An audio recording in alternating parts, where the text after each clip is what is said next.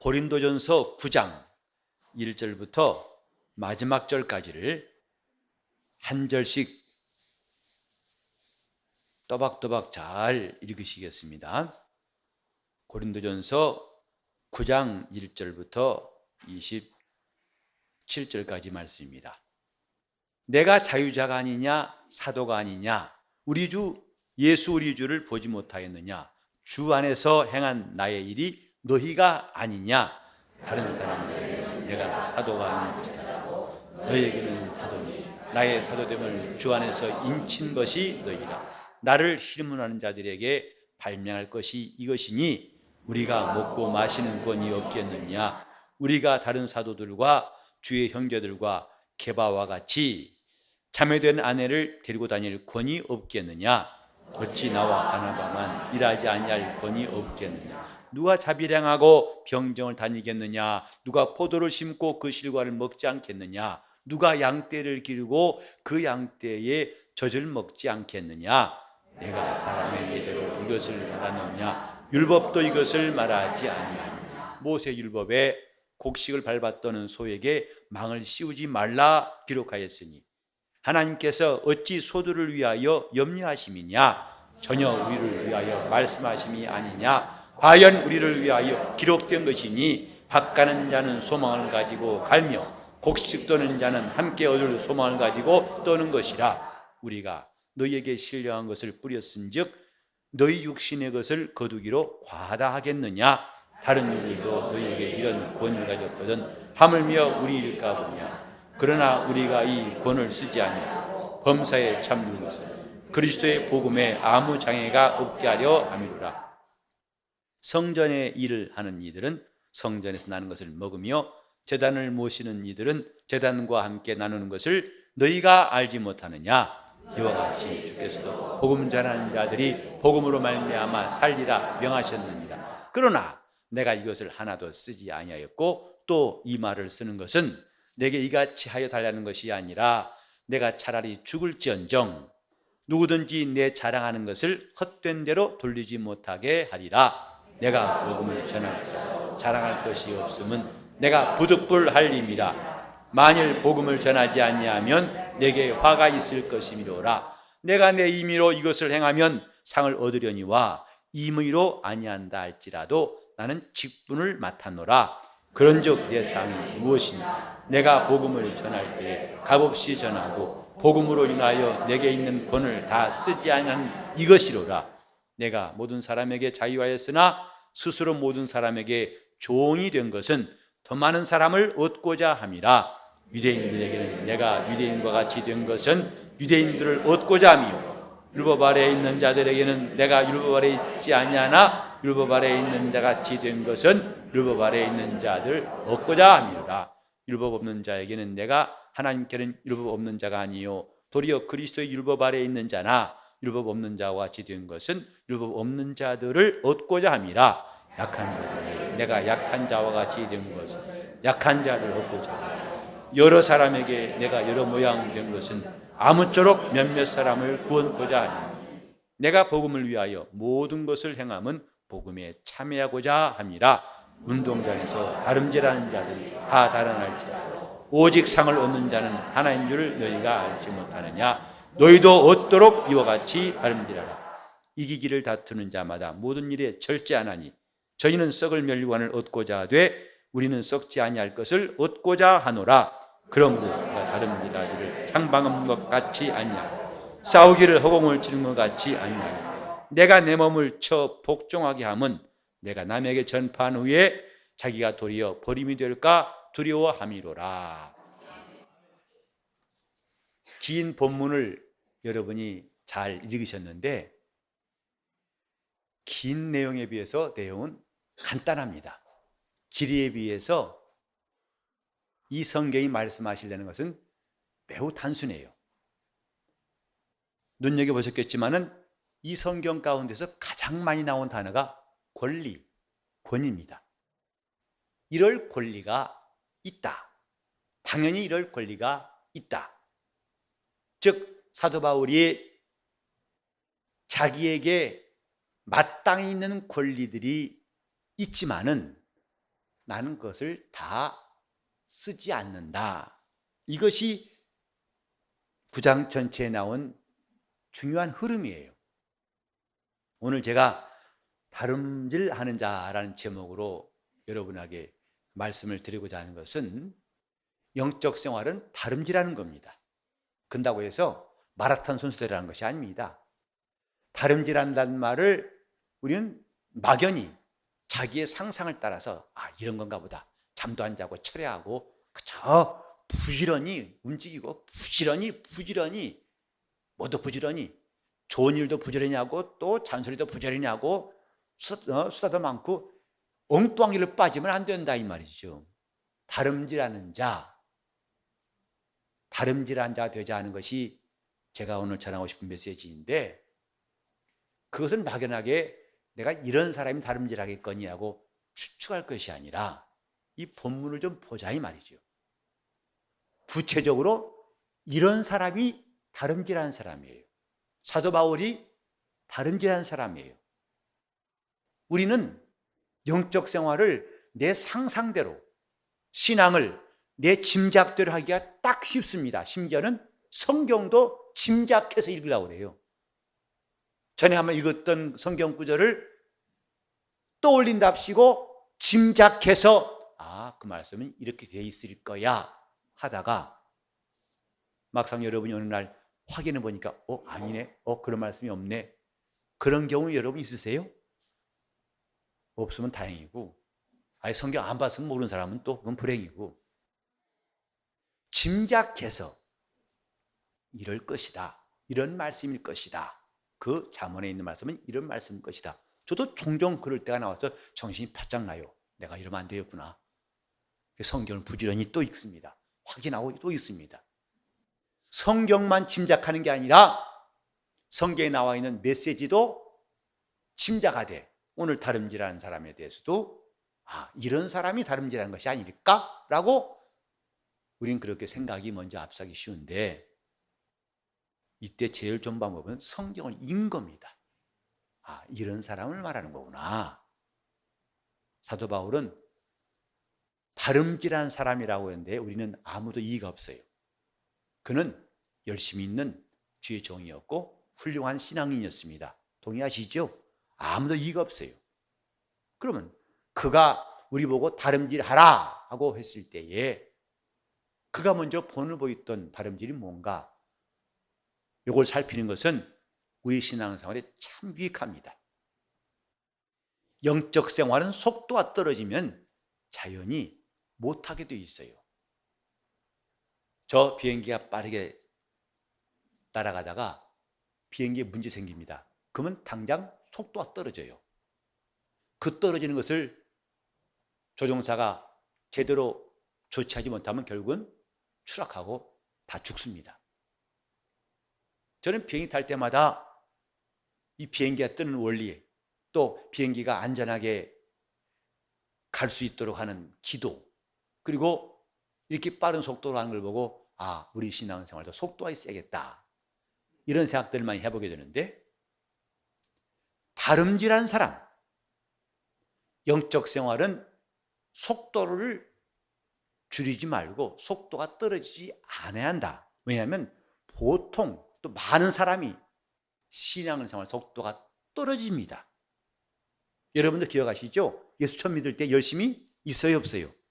뜨겁게 합니다. 그러나 시간 지나면 점점 식는 거 많이 보셨죠? 나중에는 이 사람이 신앙인 같기도 하고 아닌 것 같기도 하고 고개가 갸우뚱해질 때 있어요. 그래서 예수를 잘 믿으면서 점치러 다니는 사람도 있어요.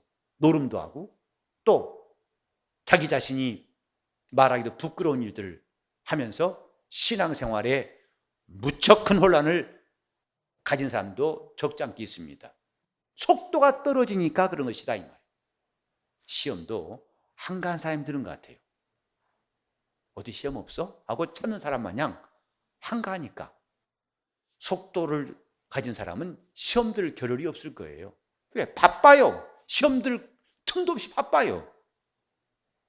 영적 생활의 속도, 이것은 마라톤처럼 시속 몇 킬로 이런 걸 말하자는 것이 아니고, 본문에 보면은 바울은 마땅히 자기가 누릴 수 있고 얻을 수 있고 요구할 수 있는 권리를 다 쓰지 않았다 했어요.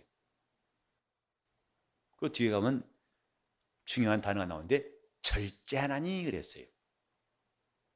모든 일에 절제하나니, 내가 조심해야 할 일도 절제하고 당연한 것도 절제하고 내가 할 수 있는 것, 해도 되는 것이지만 절제하고 하지 말아야 할 것도 절제하고, 이 모든 일에 절제한 이유가 뭐냐? 이기기를 위해서다. 왜 이겨야 되느냐? 상 받기 위해서다. 그래서 우리가 함께 27절을 읽었습니다마는 내용을 압축하면 아주 간단해요. 우리에게 있는 권리를 다 쓰지 아니한 것, 그건 절제하는 것인데 이는 상 받기 위함이다. 이것이 다름질하는 사람이에요. 영적 생활에 다름질이 필요하다. 왜? 상을 받기 위해서입니다. 상 받는 사람이 성경에 있다는 것을 우리는 여러 번 볼 수 있죠. 주님께서 약속하신 것도 내가 내게 줄 상이 있기 때문에 속해 오겠다고 말씀하셨어요. 신앙생활은 그저 근근히 버티는 것, 믿음 하나 간신히 지키는 것, 이 정도가 아니라 상 받는 것이 신앙생활이에요. 그래서 스데반이 순교의 이 땅을 떠날 때에 인자가 자리에서 번쩍 일어나시더라. 그리고 인자가 선 것을 보고 스데반이 위로받습니다. 주 예수여, 내 영혼을 당신 손에 부탁하나이다. 이렇게 성도가 이 땅을 떠날 때에 영광스러운 순간이 있다는 걸 성경에 말씀하고 있어요. 그런가 하면 저 부자와 같이 죽었으나 나사로가 죽었을 때 천사가 동원된 것과 대조적으로 그는 신령한 영적 세계에 조금도 변화를 일으키지 못하고 음부에서 장사되며 그랬어요. 요컨대 우리는 지금 신앙생활하고 있는데 이 마음속에 품은 소망이 뭐냐? 상 받는 것이 있고 영광이 있다는 것, 이것이 우리가 다름질할 이유입니다. 점점 우리 주위에 있는 사람들이 신앙에 나태해지고 속도가 떨어지고 방황하고 혼란스러워할지라도 우리는 고삐를 바짝 담게 할 이유가 뭐냐? 이것이 있기 때문이다. 다 잘. 영광과 보상. 영광과 보상. 이것이 있다는 것을 우리가 안다면 우리는 다름질해야 한다 이 말이에요. 그러니까 종교인들에게는 기대할 수 없는 것들이에요. 그들은 상 관계없어요. 영광 필요 없어요. 그런 믿음 자체가 없어요. 다만 자기 수양을 통해서 자기 위로, 자기 만족을 얻는 것이 그들은 최상의 목적이에요. 즉 나같이 노력하고 나같이 의로운 사람이 있으면 나와봐. 그게 그들의 긍지예요. 그러니까 바리새인들은 하나님 나라에 대해서 그들은 부활도 믿어요. 사두개인 같지 않고. 그러나 그들이 상 받는 문제에 대해서는 관심이 없어요. 왜? 예수님 말씀처럼 그들은 평소에 사람을 의식한다 이 말이에요. 사람에 보이려고 길게 기도하고 큰 거리에서 기도하고 외식하고. 우리 주님께서 말씀하신 것, 너희를 위하여 보물을 하늘에 쌓아두라. 이건 바리새인들에게는 매우 안 맞는 말, 그들의 비위를 건드리는 말이에요. 왜? 바리새인들은 돈을 좋아한다고 성경에 말했거든요. 근데 예수님 말씀은 그들의 전곡을 찌른 것처럼 그들의 비위에 안 맞는 말씀하셨어요. 하나님 나라에 대해서 우리가 잘 안다면 영광과 보상이라는 두 단어를 꼭 기억해야 됩니다. 그것이 우리로 다른 박질하게 한다. 지금 우리 삶 가운데 문제 없는 사람이 있습니까? 근심 없는 가정이 있습니까? 괴로움 없는 사람이 있습니까? 염려와 근심이 단 한 번도 없는, 여러분이 살아오면서 단 한순간이라도 완전히 정지된 것 같고 염려와 근심이 정지되고 두려움이 없는 그 순간 과연 얼마나 있습니까? 아마 우리는 그런 날을 기다렸다가는 우리 일생도 모자랄 거예요. 우리는 그런 시간을 찾는 사람이 아니라 때로 이런 문제가 오고 저런 어려움이 오고 고통이 오고 어려운 것, 그건 하나의 반찬처럼, 양념처럼, 환경처럼, 날씨처럼 그렇게 그것이 우리의 중대한 문제가 아니라 우리는 그런 날씨 속에서도 그런 환경 속에서도 가야 할 길을 가야 한다. 어떤 길인가? 다른 박질한 사람이다. 왜? 영광과 보상이 있다는 것 때문에. 신앙생활은 이런 목표를 두고 할 때에 우리가 지칠 줄 모르는 열심으로 끝까지 완주할 수 있어요. 하나님 나라가 어떤 곳인가? 주님이 이미 말씀하셨어요. 그 나라는 게으른 자와 부지런한 자가 똑같지 않다 하셨어요. 부활 때의 영광이 똑같지 않다고 말씀하셨어요. 그래서 해의 영광과 달의 영광과 별의 영광과 별과 별의 영광이 각각 다르다 그랬어요. 죽은 자의 부활도 이와 같다. 이 세상에서 해에 빛나는 것과 달에 빛나는 것 같지 않죠? 달빛이 아무리 밝아봤자 태양을 따라갈 수가 없어요. 별이 아무리 빛나봤자 달을 능가할 수 없지 않습니까? 근데 별들도 각각 밝게 다른 거 아시지 않습니까? 이걸 보면서 죽은 자의 부활도 이와 같다고 바울은 말했어요. 오늘 과연 우리는 다름질하고 있는가? 다름질하기 위해서 우리가 오늘 이 성경을 통해 깨달아야 할 것은 우리 몫을 챙기는 일이 얼마나 다름질하는 데 방해되는가 하는 겁니다. 그 사람들은 내게 이런 대우를 마땅히 줘야 할 텐데 교회에서 목사가, 성도들이 그런 대우를 안 해줬을 때에 거의 10중 8구 시험 듭니다. 아니 이럴 수 있어? 아니 나로 하여금 이렇게 실망하게, 내가 한 게 얼마인데 내가 열심히 봉사한 거 따져봐, 이게 과연 얼마인데 나에게 돌아온 건 이거밖에 없어? 그 나한테 그런 자리에 가 앉지도 못하게 하고 나는 초청장도 안 줬어? 저는 우리 교회 성도들이 직분에 대한 이해가 지금 많이 새로워졌습니다만은 분명히 했으면 좋겠습니다. 직분은 계급이 아닙니다. 직분은 명예가 아니에요. 직분은 역할입니다. 주님 주신 역할이에요. 섬기는 역할이 직분이지 목사의 직분은 영광, 명예를 말하는 것이 아닙니다. 저도 이제 해외 나가보면 이렇게 양복 입고 하는 것이 참 그리울 때가 있어요. 그 양복 입고 하는 것이 부담스럽고 좀 편안한 복장 입고 하는 게 참 부러울 때가 있어요. 왜냐하면 그들은 주일날도 이게 안 입어요. 잠바를 치고 시사스 입고 나와가지고 반바지 입고 나와서 설교도 하고 노래 부릅니다. 진짜 부러울 때가 많아요. 특히 이제 지금은 좀 지나갔지만 지난 여름 끔찍했어요. 그 여름에 틀어매고 걸쳐 덮어 입고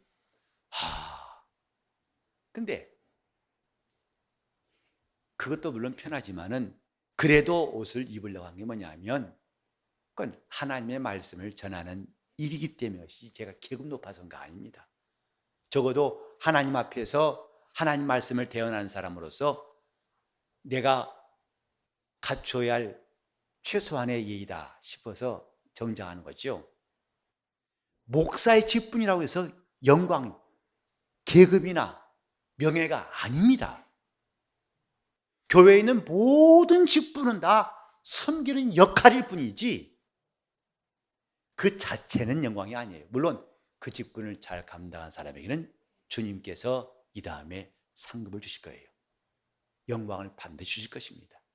그래서 디모데전서 3장 13절 이하에 보면 집사일을 잘한 자에게는 그리스도 안에 있는 아름다운 지위와 믿음의 담력을 얻느니라. 하나님이 그런 선물을 주신다. 아름다운 지위를 주시고 그 직분 자체가 아름다운 지위란 게 아니에요. 그 직분을 충성한 사람에게 대해서 아름다운 지위와 믿음의 큰 담력을 얻느니라. 이렇게 말씀했어요. 하나님이 우리에게 지금 허락하신 것은 너는 나와 함께 있고 나와 함께 행하고 나와 함께 내가 간 길을 같이 가자 이거예요. 나를 따라오너라 하신 거죠.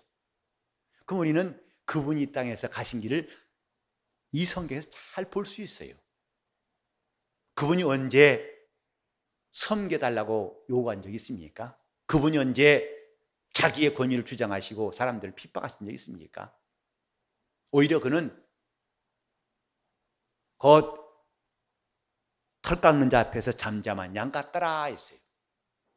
들레지도 아니하고 사람들을 괴롭히지도 아니하고 그는 오히려 곤고한 사람들, 힘들고 지친 사람들을 위로하시고 그들의 영혼을 도우신 분이에요. 근데 대개 뭐냐면 너무 기대치가 크기도 하고 달라서 아니 내가 누군데 이만큼 했는데 나를 뭘로 보는 거야? 그래서 그만 어느 날 갑자기 직분을 다 그만두겠다고 합니다. 이제 안 하겠다고 그래요. 그럼 지금까지 어떤 마음을 해왔을까? 아직 우리 성도들한테는 그런 계획이 별로 없는데 제가 이전 교회 있을 때 가슴이 덜컥 내라는 것은요. 목사님 좀 상담할. 그럼 긴장이 돼요. 왜? 그때 기쁜 소식 갖고 상담한 사람은 거의 100명 중에 99명까지는 없을 거예요. 대개가 이제 들어올 때부터 마음이 긴장됩니다. 교회 옮기겠습니다. 부터 시작해가지고 직분 내려놓겠습니다. 부터 시작해가지고 나 당분간 교회 쉬겠습니다. 정말 가슴이 무겁다 못해서요. 숨 막힐 때가 많아요. 왜 목사한테는 저렇게 무거운 짐만 갖고 오는 거야? 좀 즐거움 나누면 안 돼? 아, 목사님 우리 집에 볼까 참 기가 막힌 음식인데요. 꼭 오세요. 라고 환영할 텐데요. 그런 말들은 별로 안 해요. 그리고 목사님 우리 남편이 우리 애가 이번에 시험 보는데 꼭 기도해주세요. 기도해주세요. 예, 기도하셨어요? 빡세게 해주세요. 빡세게 해주세요 하다가 나중에 결과를 말 안 해요. 물어보죠. 혹시 그 아들 시험 예 붙었어요. 그럼 좀 미리 말해주지. 한편 승진했어요. 그러면 좀 그 기쁜 소식 미리 말해주면 나 더 많이 기뻐했을 텐데. 그러니까 짐 갖다 줄 때는 막 덤프 트럭으로 퍼냅니다. 그러나 올 때는 나중에 목사님 그건 내 몫이니까 따라 간섭하지 마세요. 그런 것처럼 말을 안 해요. 자, 우리는 기대를 좀 낮추셔야 됩니다. 나는 섬기는 사람이다. 교회 와서 할 일은 남이 알아주든 말든. 그래서 마땅히 이렇게 일하는 사람이면 점심도 주고 챙겨주고 해야 할 텐데 그건 먹을 권리가 있죠. 일했으니까. 그러나 혹시 주지 않을지라도 먹을 권이 있을지라도 내가 쓰지 않는 것은 이게 참 다행스럽다. 왜? 나중에 주님이 내게 상 주실 것이다. 하나님 앞에서 우리 영적 생활이 다름질할 때에 우리는 이런 마음이 있다 이 말이죠. 즉 자기의 쓸 권리를 다 쓰지 않는 사람. 이 사람은 주님이 약속하신 상을 바라보고 다름박질하는 사람이에요. 그 영광의 순간을 위해서 그 때를 위해서 놓치지 않고 뒤박질하는 사람이에요. 그럼 중간에 올림픽 마라톤 한 선수가 막 뛰다 보니까 옆에 좋은 구경이 있어요. 와, 잠깐만. 놀다 왔다는 그 사람은 결승선에 들어갈 때에 메달 따기 어렵습니다. 아무리 좋은 것을 지나가는 겁니다. 왜? 난 지금 출발한 것은 결승점에 빨리 들어가기 위해서 한 것이다. 한 것처럼 지금 우리는 이미 뛰기를 시작한 사람들이에요. 하늘나라 경주장에서 주님과 하늘의 천군 천사 앞에서 경주한 사람들이에요. 이제 중요한 관심사는 상을 얻는 것과 영광 받는 것, 이것만큼 중요한 관심사가 없는 것이 영적 생활인데 이게 안 보이다 보니까 엉뚱한 일이 나를 가로막아요. 내가 지금까지 헌신한 게 얼마인데, 내가 얼마나 열심히 했는데, 남들이 하나도 안 나왔을 때 내가 얼마나 조용한 교회에서 땀을 흘리면서 이랬는데 고작 나한테는 이런 대우밖에 안 해주는 거야? 내 권리 내놔. 이런 거거든요. 바울은 말하기를 내가 복음을 위해서 신령한 씨를 뿌렸다. 그런 사람이 육신의 것을 요구할 때 그건 당연한 거다. 이미 모세가 한 말처럼 혹시 밟았다는 소의 입에 망을 씌우지 말라. 왜? 그 소가 일하고 있으니까 그 소에게는 마땅히 먹을 걸 줘야 한다. 이건 하나님이 소를 위해서 말씀하신 것이 아니고 복음을 위해 일하는 사람에게 하신 거 아니냐. 즉 나는 마땅한 권리가 있다. 나를 사람들이 대접해야 할 권리가 있다. 하지만 나는 그걸 챙기진 않겠다. 그런 권리가 있지만 난 쓰지 않겠다.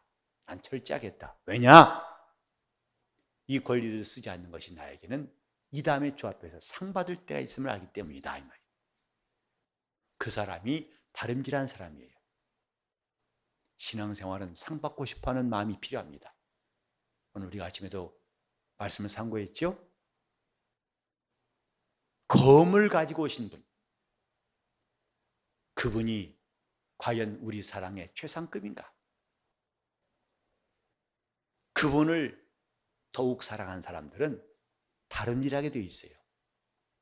슬슬 마지못해 걷는 게 아니고 그때부터 그런 부지런히 다름질하게 되어 있어요. 우리가 그런 다름질을 잘하기 위해서 평소에 힘쓸 것이 말씀과 기도입니다. 하나님 말씀 나를 움직이게 하고 기도는 나로 하여금 힘을 얻게 하기 때문에 움직이게 하고 힘을 얻게 하는 다른 막질하는데 두 가지의 움직이게 만드는 것과 힘을 공급하는 이 두 요소가 말씀과 기도라고 할 때에 교회는 이 두 가지가 항상 살아있어야 됩니다. 제가 종종 기도하는 것, 주여 우리 교회는 말씀이 살아있고 기도가 살아있게 도와주옵소서. 저는 우리 모든 성도들이 그렇게 함께 기도했으면 좋겠어요. 우리 교회 자랑이 뭐냐? 우리 교회는 말씀이 살아있고 기도가 살아있는 교회라고 소개할 수 있다면 참 좋겠다 이 말이에요. 교인들이 많이 늘었어 작년보다도. 물론 좋겠죠. 또 우리 교회는 열심히 일꾼들이 많어. 다 평안하고 기뻐해. 좋습니다. 하지만 말씀과 기도가 살아있는 교회, 곧 다름질하는 교회, 신앙은 다름박질하는 겁니다. 내 영혼을 격려하시고 우리로 하여금 더 열심히 내도록 격려하신 주님 앞에서 우리는 정말 하나님 앞에 힘을 얻고 더 열심히 뛰려는 마음이 필요하다 이 말. 즉 마음이 벌써 정지되어 있고 처져 있는 사람들이 없도록 하나님 앞에 내 마음은 항상 다름질할 수 있도록 따라합시다. 움직이게 하는 말씀과 힘을 주시는 기도. 그러니까 말씀은 나를 움직이게 만들고, 왜? 살았고 운동력 있는 말씀. 말씀이 있으면 영혼은 움직이게 돼 있어요. 이미 사도 바울도 데살로니가전서 2장 13절에 보니까 하나님 말씀을 받을 때 사람 말로 받지 아니하고 하나님 말씀으로 받음이 진실로 그러하다. 또한 이 말씀이 믿는 자 속에서 역사하느니라 그랬어요. 지금 말씀이 있다면 움직입니다. 성경 구절이 있어 움직인 게 아니라 말씀이 있다면 움직인다 이 말이죠. 그리고 그 움직임에 힘을 더하시는 것이 바로 기도예요. 기도는 힘을 얻습니다. 말씀은 움직이게 하고, 자, 기도는 힘을 얻고, 말씀은 움직이게 하고. 이 다름질하는 사람에게 이 두 가지 요소가 꼭 필요해요. 목사라도 기도 안 하면 더 이상 영적인 움직임이 점점점 둔해지는 거 아시죠? 둔해지기 때문에 나중에는 설교마저도 둔해져요. 그래서 이 말 저 말 횡설수설할 수밖에 없는 거예요. 별 수 없습니다. 수십 년 동안 목회에서도 그 경력이 자기의 무능함을 그걸 메꾸기에는 태부적입니다. 금방 드러나게 되어 있습니다. 내 영혼을 움직이게 하는 말씀과 내 영혼이 힘있게 하는 기도와 이런 것이 결국은 우리가 다름질하게 하는데, 여기 보면은 사도 바울이 말씀한 것처럼 곧 운동장에서 다름질한 사람들이 다 달아날지라도 오직 상 얻는 자는 하나인 줄을 알지 못하느냐. 함께 뜁니다. 열심히 뜁니다. 근데 뛰는 것 자체가 중요한 게 아니라 상을 얻는 것이 중요하다는 것이죠. 너희도 얻도록 이와 같이 다름질하라. 그러니까 다름질하는 것 자체가 의미가 있는 것은 아니에요. 왜 뛰냐? 상을 얻기 위해서 뛴다 이 말이죠. 뛰는 사람 속에 있다고 해서 그것이 의미가 있는 것은 아닙니다. 참가하는 데 의미가 있다? 올림픽에는 그게 의미가 있을지 몰라요. 그러나 신앙생활은 참가하는 데는 의미가 없습니다. 오직 상을 얻기 위해서 뛰는 사람이 주님의 눈에 들어오는 것이죠. 나는 우리 교회 성도들의 예배 모습이 물론 전보다 많이 달라졌는데 더 좀 샛별처럼 빛났으면 하는 아쉬움이 있어요. 혹시 누가 나와서 한번 봐보세요. 이게 다 보입니다. 기둥 뒤인 사람이 우리는 존재할 수 없어요. 기둥 뒤에 의자가 없으니까. 이 모니터 아래에 계신 분들 다 보여요. 이 눈썹의 그림자까지 다 보여요. 설마 그러시죠? 나와 보세요. 근데 예배에 집중하는 모습이 다 달라요. 솔직히 말해서 목사가 설교하다가 힘이 빠질 만큼 그런 표정도 가끔 있어요.